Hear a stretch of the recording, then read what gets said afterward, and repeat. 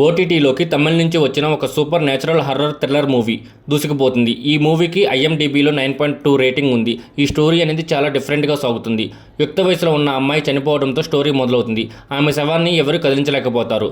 ఎందుకు ఇలా జరుగుతుంది అనేది చివరికి వరకు సస్పెన్స్గా ఉంటుంది. ఈ మూవీ మిమ్మల్ని కుర్చీలకు కట్టబడేస్తుంది.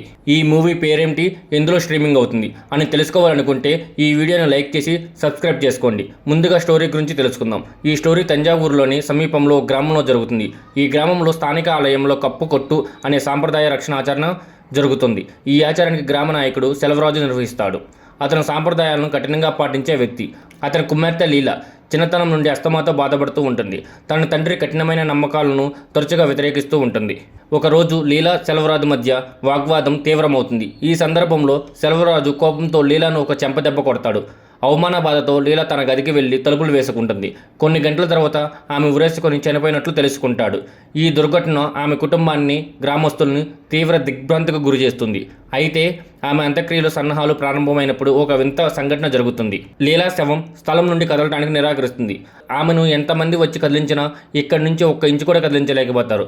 ఈ అంతు చిక్కని సంఘటన ఆమె కుటుంబాన్ని, ఆమె మరణం వెనుక దాగి ఉన్న రహస్యాలను బయటపెట్టేలా చేస్తుంది.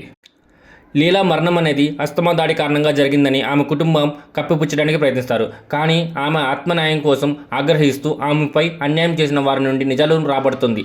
ఒక్కొక్కరిగా ఆమె ముందుకు వచ్చి ఆమె పట్ల ప్రవర్తించిన తీరుకు క్షమాపణలు అడుగుతారు. అక్కడికి పోలీసులు కూడా వస్తారు. వాళ్ళు ఆమె తక్కువ కులానికి చెందిన ప్రియుడు అయినా అనుమానం పడతారు. అతడు కూడా ఆ శవం దగ్గరికి వస్తాడు. చివరికి లీలా శవం అంత్యక్రియల కోసం కదులుతుందా, ఎందుకు ఆ శవాన్ని ఎవరు కదిలించలేకపోతున్నారు అనే విషయాలు తెలుసుకోవాలనుకుంటే ఈ మూవీని మిస్ కాకుండా చూడండి. ఈ సూపర్ న్యాచురల్ థ్రిల్లర్ మూవీ పేరు వచ్చేసి యమకాతాగి. ఈ మూవీ ఓటీటీ ప్లాట్ఫామ్ వచ్చేసి సింపుల్ సౌత్లో స్ట్రీమింగ్ అవుతుంది.